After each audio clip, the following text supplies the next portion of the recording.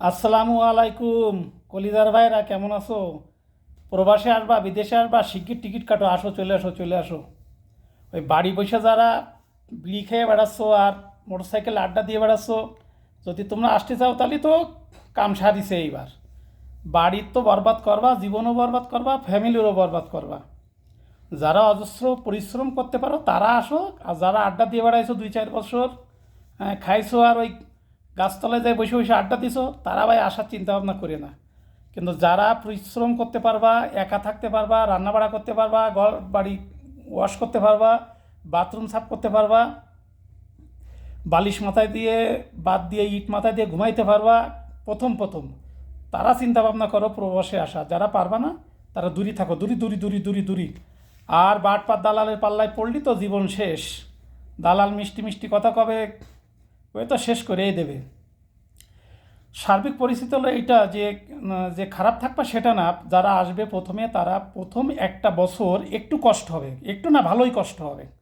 কারণ ভাষা জানবা না, কাজ জানবা না, তোমার এখানের পরিবেশ আলাদা, আবহাওয়া আলাদা, থাকা খাওয়ার সিস্টেমই আলাদা।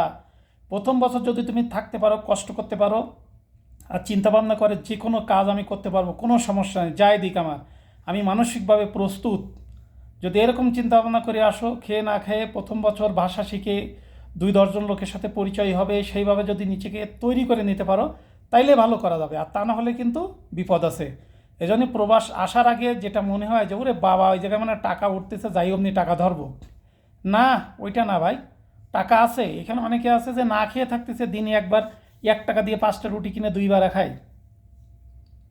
আবার অনেকে আছে মাসে 5,000-6,000 রিয়াল আয় করে।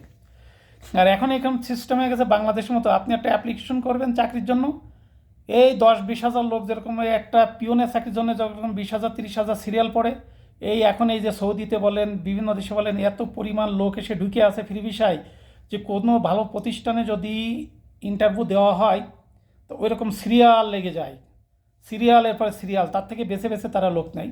আমি ছোট্ট একটা ঘটনা বলি। আমাদের একজন পরিচিত মাধ্যম দিয়ে এক জায়গায় লোক নেবে, 2 জন লোক নেবে। সেখানে অবশ্যই মুদির মুদির মানে ম্যানেজার যেটা বলে, এই ম্যানেজার ছিল মহিলা। তা সে বলল যে যারা আসবে হয় আরবি জানতে হবে না ইংলিশ জানতে হবে। তা যথারীতি আমাদের তিনি 2 জনকে নিয়ে গেছে বাংলাদেশে, তারা বলে ইন্টারমিডিয়েট পাস। হ্যাঁ, বিশাল ব্যাপার, বিশাল, কোনো সমস্যা নেই। যখন নিয়ে গেছে, নিয়ে যাওয়ার পরে তাদের কাছে জিজ্ঞেস করেছে ইংলিশে যে তোমরা কতদিন আসছো এখানে এবং কোথায় কাজ করিছো। এই কোনো কথার উত্তর দিতে পারে না। যখন উত্তর দিতে পারে না তখন বলেছে যা ভাই তোরা বাড়ি চলে যা, বা অন্য জায়গায় কাজ দেখ, তোদের জন্যই আমাদের এই কাজ না। তা যাই হোক, যারা স্বপ্ন দেখতেছো যে যেয়ে বিশাল এসি রুমের মধ্যে কাজ করব, ভাই অত সহজ না কিন্তু। এসি রুমের ভিতরে কাজ করার লোক আগের থেকে বুক হয়ে গেছে। যারা পুরনো লোক, যারা অভিজ্ঞতা সম্পন্ন, তারা কিন্তু আগের থেকে বুক হয়ে আছে।